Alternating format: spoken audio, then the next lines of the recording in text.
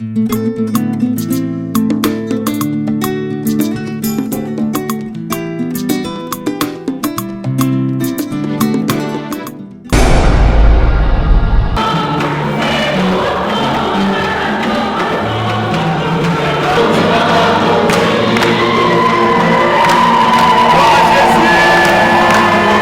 suis Guy Roger Malaï, vice-président de la commission des CEVB.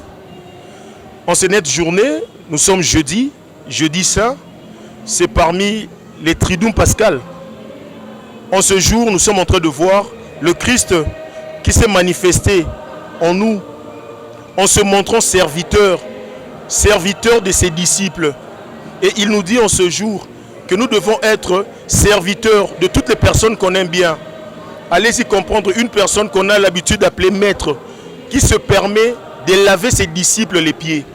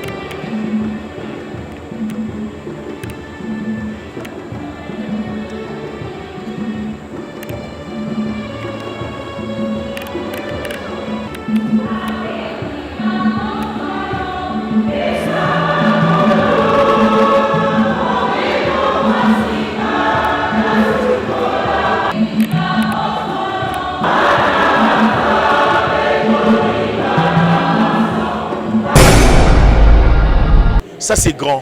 C'est juste pour nous dire qu'on est grand que quand on est à genoux. Et quand on est à genoux, partons de là qu'on est grand. Juste pour nous dire par devant nos condisciples, par devant la personne qu'on aime bien, on doit toujours s'humilier. Car on doit voir le visage du Christ à travers l'autre. Et c'est cela qui démontre aujourd'hui jeudi saint. Et cela finira par la présentation du Saint-Sacrement. Le Saint-Sacrement qui représente Jésus-Christ, lui qui est le pain. L'évangile d'aujourd'hui, ça nous dit que je suis le pain, je suis le vin. Et ce Christ-là va encore se montrer parmi nous à travers le Saint-Sacrement. Et nous allons l'adorer, car il est le maître, car il est le roi de rois. Par son humilité, par son abaissement, Dieu l'a élevé. Et c'est pour nous une leçon importante. C'est pour nous une leçon de grande envergure. Par devant une situation, par devant l'autre qui est en train de te maltraiter, toi tu dois lui montrer l'amour. Et c'est par là que Dieu va te lever. Et aujourd'hui on est en train de voir le Christ qui est à côté du Père par son abaissement. Ngai Monjanga Mokolo Jean, Nazali Moyangeli, président de la commission écuménisme et membre de la liturgie à paroisse Saint-Joseph. Lelo ezali mokolo mamine imo santu. Mokolo mwa Yesu Kristu akelaki sakramento ya bonganga pe asali Eucharistia e santu.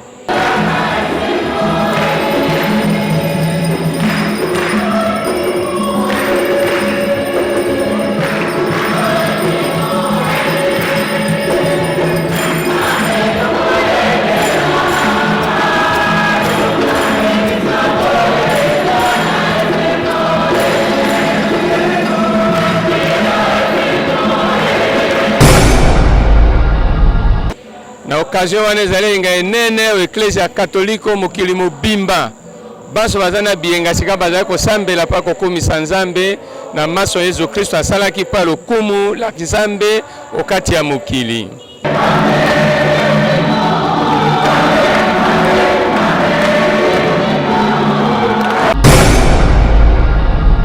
basukoli makolo pamba te Yesu atikeli bapostolo mosala moye monene bazala ndakisa ya ye alakisi bolingo mokonzi azalaka moto ya mapeka te mokonzi azalaka moto ya mikitisi yango Yesu Kristo amikitisaki asukoli makolo bapostolo ezomi na babale atiki elembo bosalaka bongo mpo ya kokanisa ngai yango na Eklezia Katoliko mokolo mamine mosantu banganga Nzambe banda na papa wa Roma akokitaka mpo akosukola bato banso baponomi makolo mabango bazali 12 personnes basukoli makolo mokolo malelo basi na babali.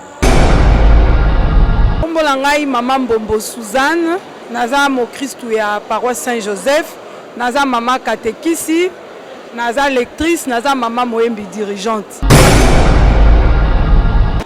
Ezali ndakisa o mokonzi Yesu Kristu alakisaki ya bolingo asokolaki bapostolo ne makolo yango pe lelo biso pe na kati ya paroisse na biso nganga Nzambe asokoli biso makolo pona kolakisa elembo wana ya bolingo kati na ba Kristu.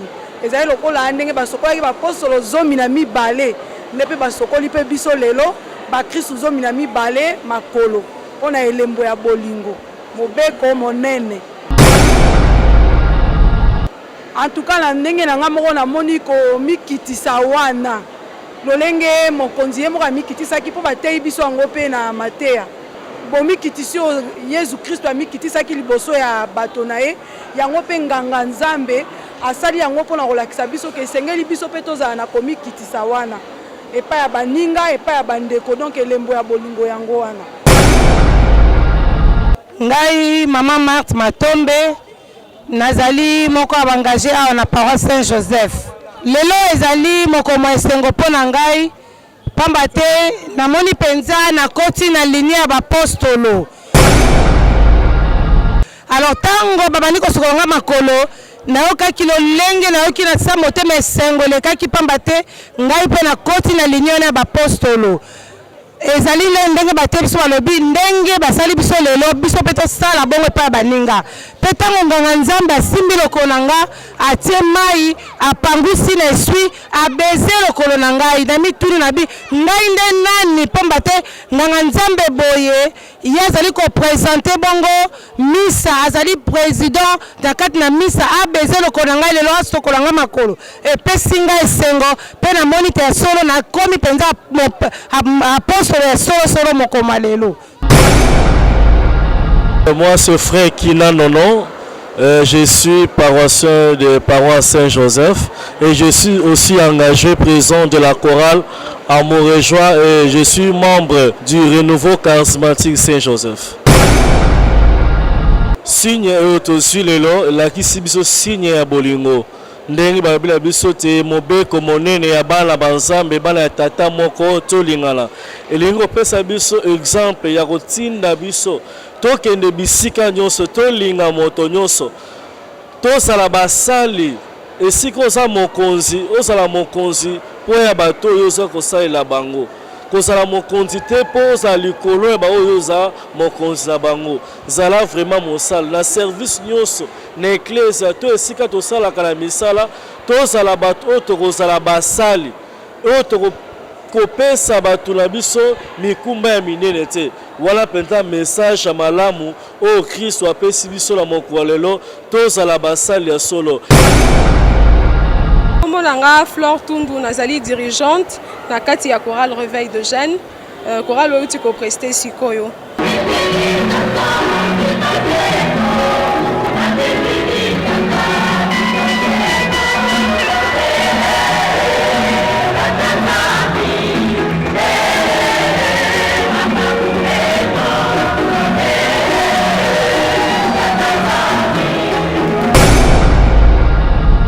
Tozana esengo mingi ya kosepela mokolo mwa jeudi saint mokolo Kristu akelaki Eucharistia esantu na sakramento ya basango babiso.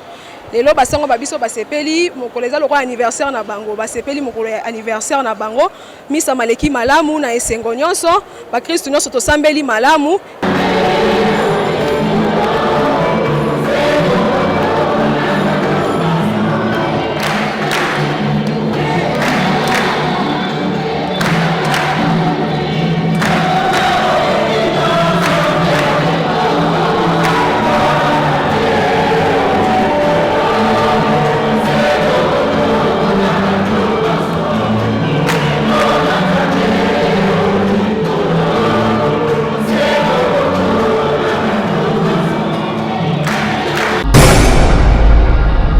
tosepeli penza mokolo mwa lelo pamba te Kristu akeli Eucharistia pe apesi banganga Nzambe etinda ete bakende kopanza sango elamu bipai biso.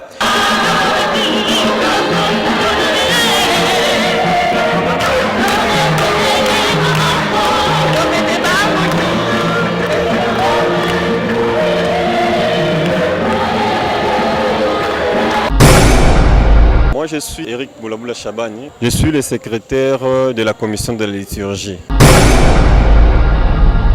L'ambiance est immense. Pourquoi? Parce que ce sont des jours qui sont vraiment très fréquentés par les fidèles.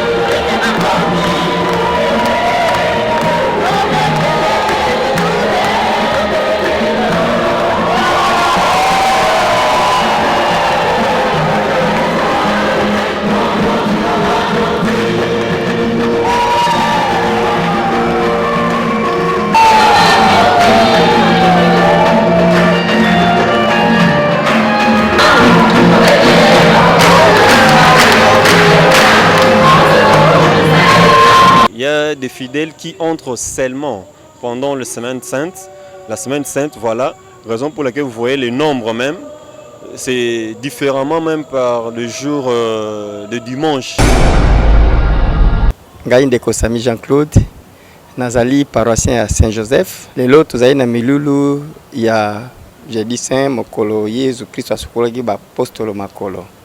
Yango nde toye na milulu pote tokomi na eleko ya bwale. Yango nde tobandi mokolo lelo po tosukisa mokolo ya poso na butu esantu. Milulu ebandaki na kolakisa biso mafuta masato oyo eklise esalelaka.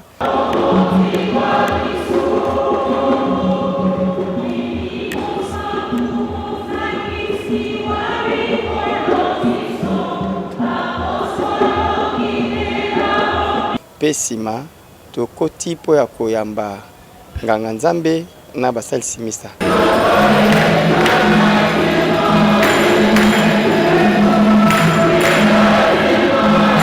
Kasi milulu ya ntina penze ezalaki kosukola ba apostolo makolo bandeko banso o basukola makolo wana bazali kolakisa biso elembo ya eklesia na bomoko. Je m'appelle Monsieur Boussa Modeste. Je suis l'un des dirigeants au sein de la paroisse Saint-Joseph. Ma chorale, c'est la chorale Contingent de Dieu. Alors, nous venons d'assister à la messe de Jeudi Saint.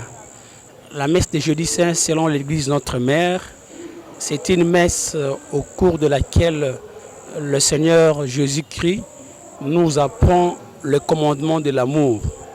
Il a lavé le pied de ses disciples, Jean chapitre 13, versets 33-34. Et puis, pendant cette même célébration de Jeudi Saint, l'Église Notre Mère nous propose de célébrer des événements. Le premier est en rapport avec le sacrement de l'Eucharistie et le second en rapport avec le sacrement de sacerdoce. Nous sommes tous sans ignorer que l'Église comporte 7 sacrements.